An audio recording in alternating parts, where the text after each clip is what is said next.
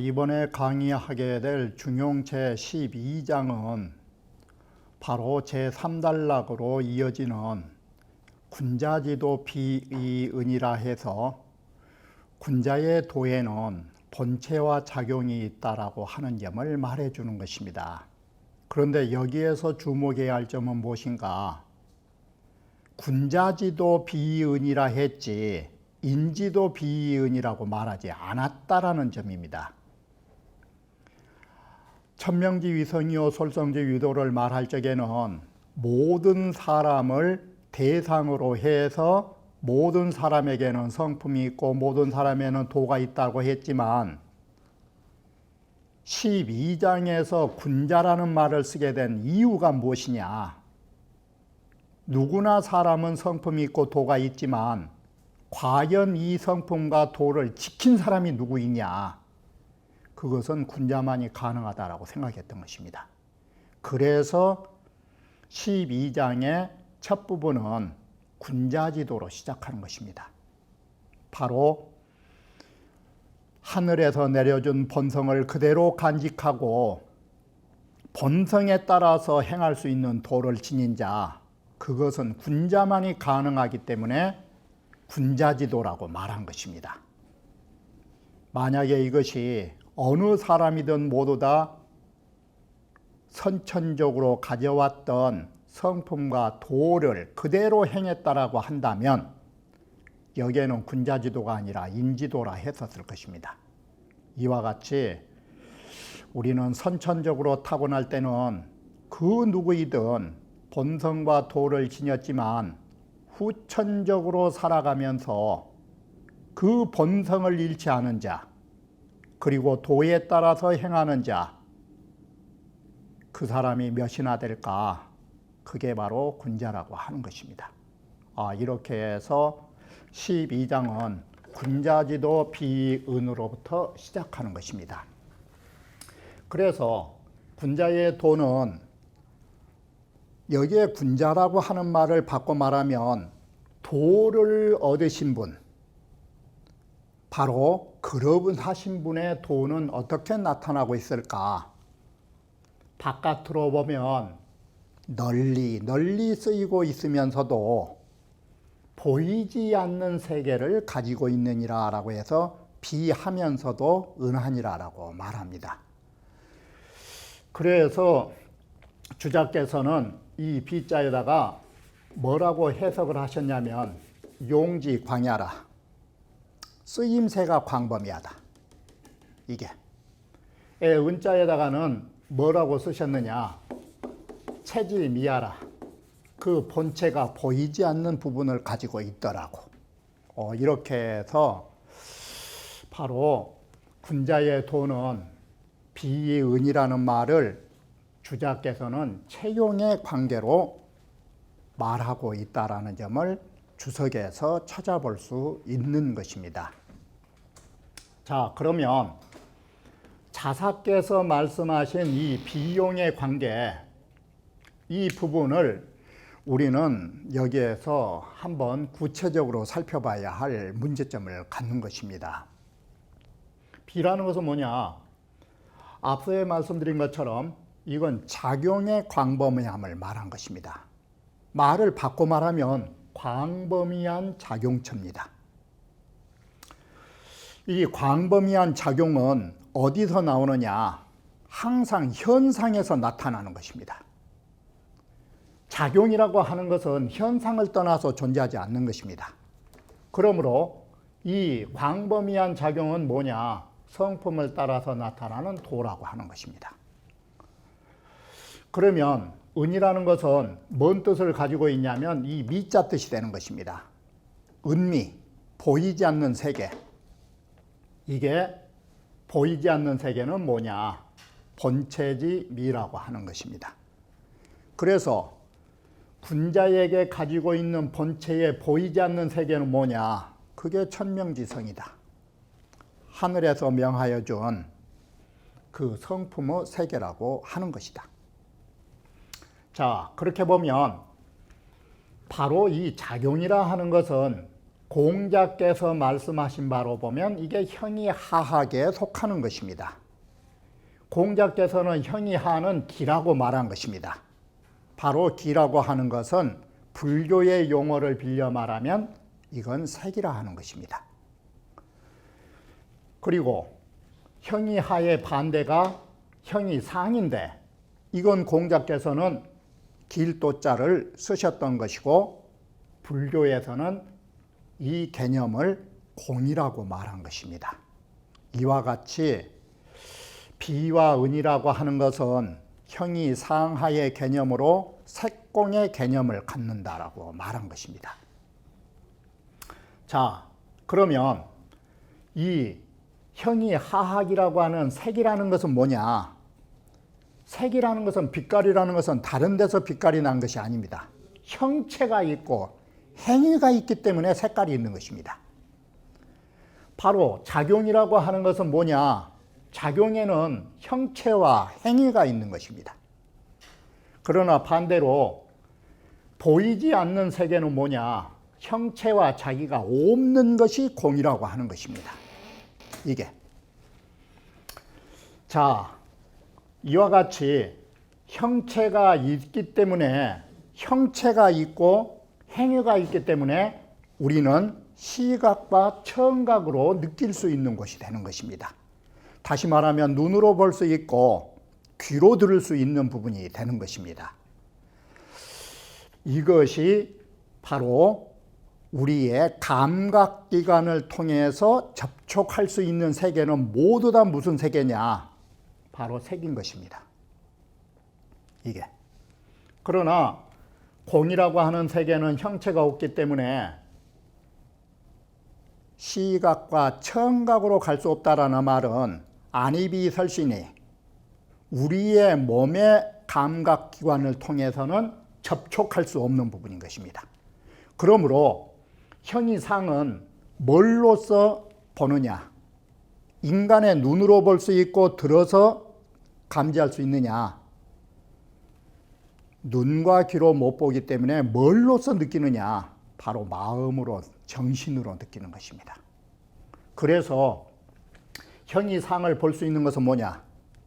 육체적인 눈을 가지고 보는 세계가 아닌 것입니다. 이게. 형체가 없는 자리, 행위가 없는 자리는 뭘로 봐야 되느냐? 바로 우리의 정신과 마음으로 보는 것입니다. 이것이 보이지 않는 세계와 보이는 세계에 공부하는 기관이 달라지는 것입니다. 그래서 이와 같이 형체가 있는 것을 감각기관을 통해서 느낄 수 있는 것은 현상에 뭐라고 하느냐? 당연한 바라고 말한다. 소당연이다. 이건 소당연이란 말은 당위성이다. 당연히 해야 할 일들, 이 당위성을 바로 소당연이라고 말한다. 바로 소당연의 내면성은 뭐냐? 소위연. 그렇게 될 수밖에 없는 내면성. 자, 당위성이라고 하는 것은 현상에서 보이기 때문에 멍청한 사람들도 알 수 있는 부분, 그리고 행할 수 있는 부분. 바로 이 우리의 당위성 속에는 성인도 모를 수 있는 부분, 그리고 성인도 행할 수 없는 부분, 여기를 잘못 보셔서 어리석은 사람들이 알고 능한 부분은 비고 성인도 못한 부분은 은이다. 이렇게 오해할 수가 있는데 그건 그렇지 않아요. 이 부분은 다시 이 12장 두 번째 절에서 말씀드릴 부분이기에 이 부분은 다음으로 밀어놓고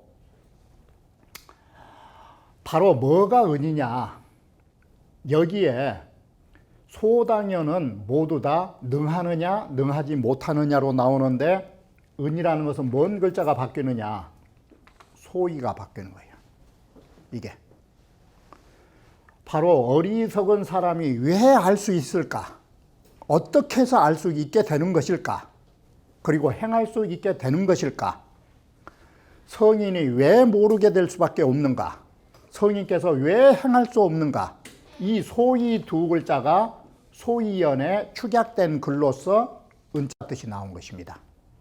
이게. 자, 이렇게 보면 연비어약이라고 하는 것, 솔개라고 하는 것은 형체가 있고 나는 것은 뭐냐? 행위를 가진 것입니다.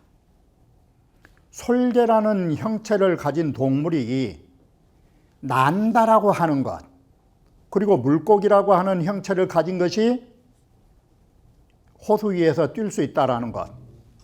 이것은 뭐냐? 바로 이것이 보이는 색계라고 하는 현상에서 나타나는 움직임들을 말해주는 것입니다. 그렇다면 연비어약의 은은 뭐냐? 소위 두 글자. 새가 날 수밖에 없는 진리, 물고기가 뛸 수밖에 없는 내면의 진리, 거기에서 은자는 소위 두 글자를 갖게 되는 것입니다. 이게. 이렇게 해서 연비어약이라는 네 글자를 가지고 말한다면 현상 속에서의 생동감 있는 만물의 형태가 나온 것입니다.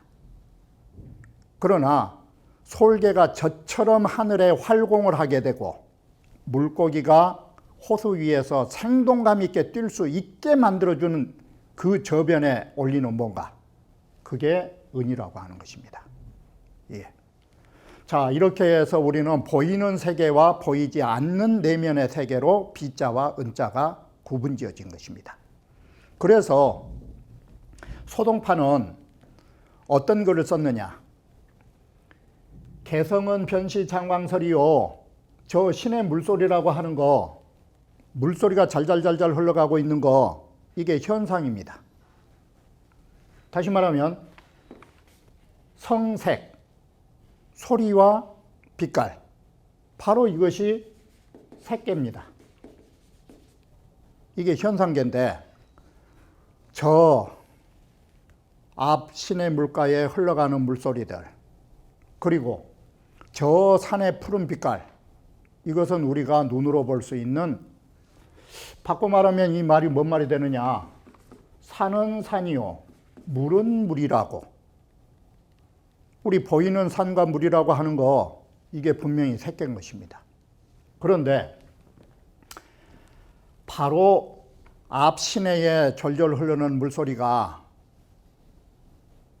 물소리로 보면 물소리지만 왜 저런 물소리가 나게 되는 것일까라고 내면을 보면 바로 물소리는 그 소리가 어떤 소리냐? 개성은 변시 광장설이요. 바로 신의 물소리는 곧 부처님의 말씀이라고.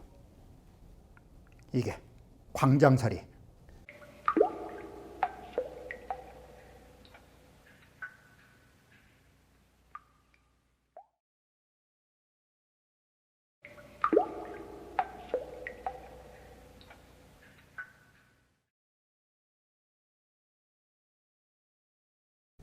그리고 산의 푸른빛은 산의 빛깔이냐, 기비 청정신가, 그것이 어찌 청정법신의 빛깔이 아니냐고.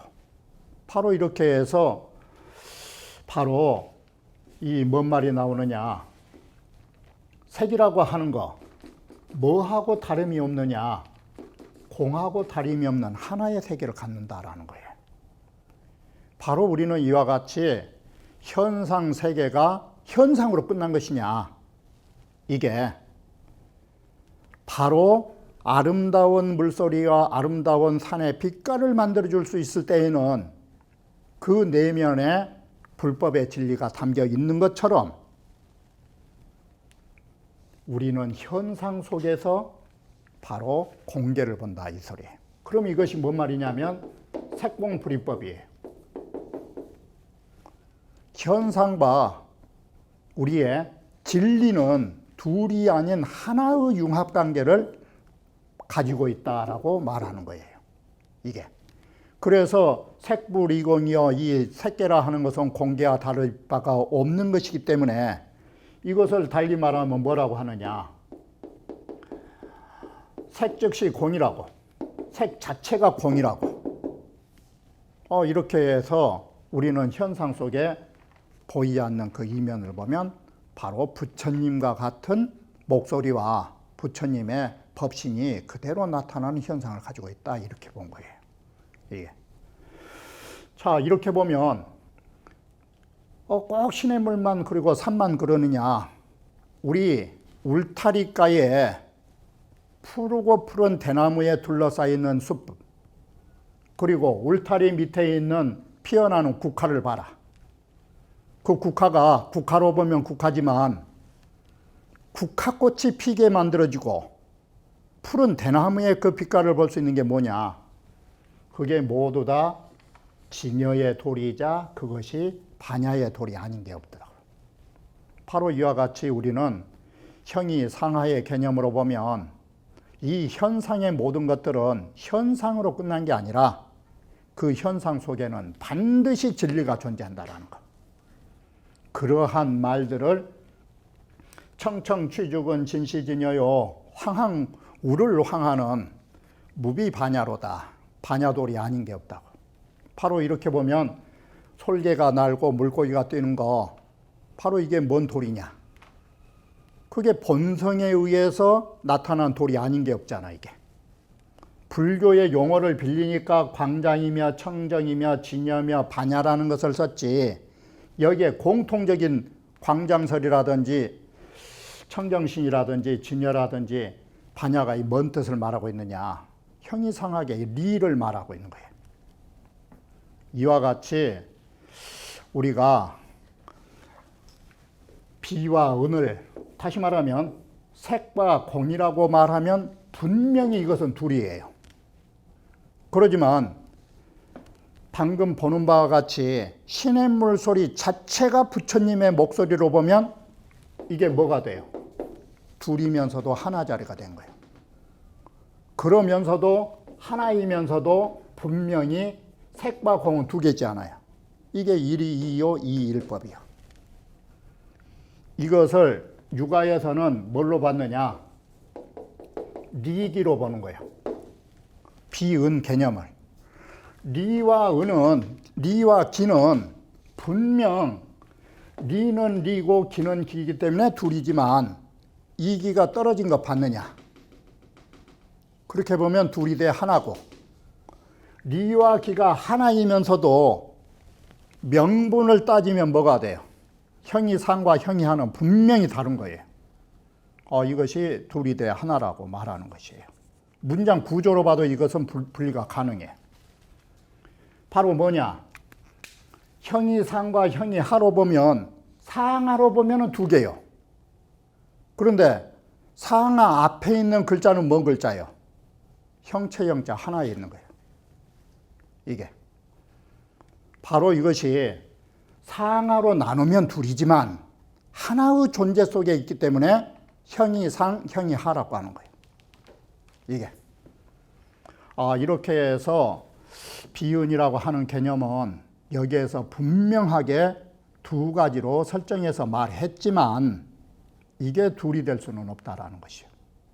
이게 그러면서도 우리는 하나의 융합관계 속에서 하나의 존재가 생존하지만 동시에 명분의 한계를 따지면 형이 상하의 개념은 존재한다, 이렇게 보는 거예요.